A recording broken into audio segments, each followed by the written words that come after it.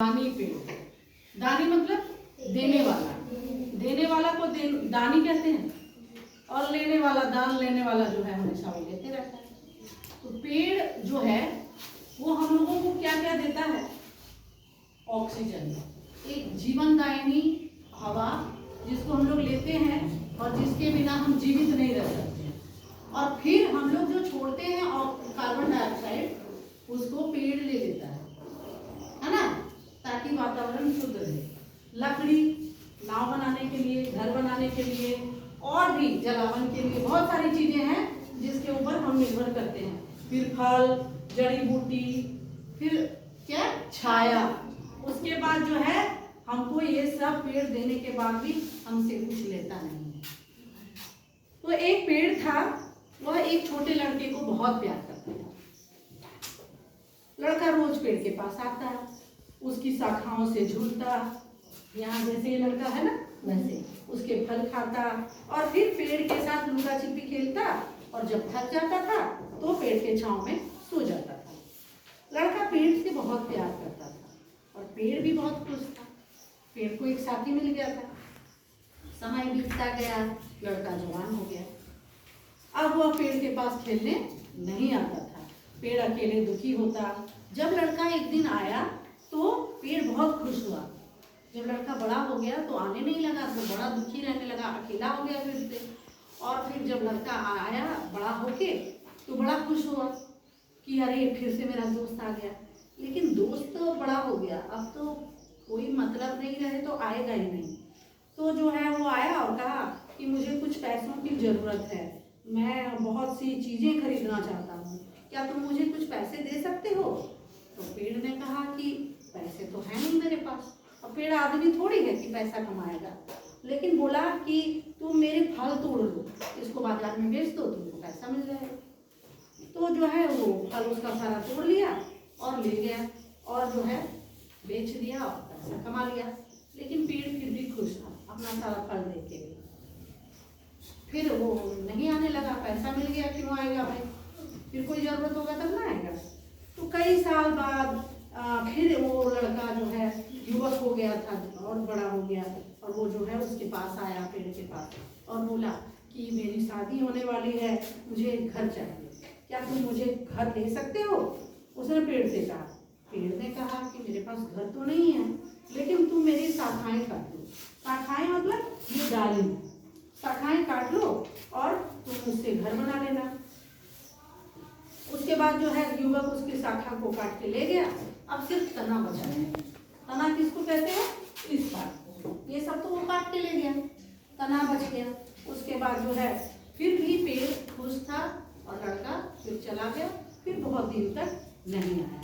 कुछ साल फिर बीत गया, समय बीतता चला जाता है, पेड़ वहीं के वहीं खड़ा है। जैसे अपने यहाँ स्कूल में वो आम का पेड़ देख लो, आप लोग हर साल पास करके बच्चा लोग निकलते जा रहा है, बड़ा हो रहा है, मैट्रिक इंटर कर लिया, बहुतों की शादी हो गई, पर पेड़ वहीं के वहीं हर उतने बड़े, है ना।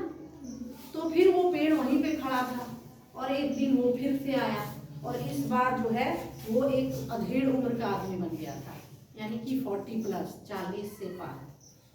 अब जो है वो बोला कि फिर उसको देख के बड़ा खुश हुआ कि मेरा दोस्त आ गया है, अब बातचीत करेगा हमसे।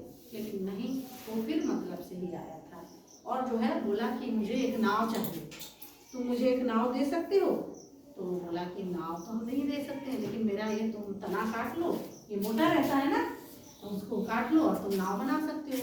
पेड़ को काट के ले गया तना, और जो है नाव बना के अपना कमाई करने लगा।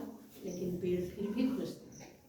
तना काटने के बाद बस इतना सा हिस्सा पेड़ का बचा होगा, और फिर भी पेड़ खुश था। इस तरह कई साल बीत गए। एक दिन एक बूढ़ा आदमी पेड़ के पास आया, और वो पेड़ फिर भी उसको पहचान गया। कैसे? उसकी खुशबू से। आदमी में एक खुशबू होती है, जैसे बच्चा माँ को पहचान जाता है सुगंध, वैसे ही वो भी पहचान गया अपने दोस्त को। तो वो बहुत खुश हुआ उसको देखकर, और बोला कि आओ आओ।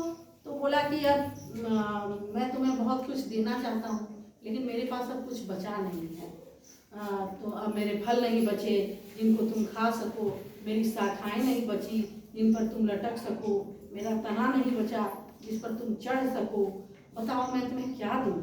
बूढ़े ने कहा, तुम देख रहे हो मेरी हालत, मेरे सब दांत गिर चुके हैं, अब मैं फल नहीं खा सकता हूँ।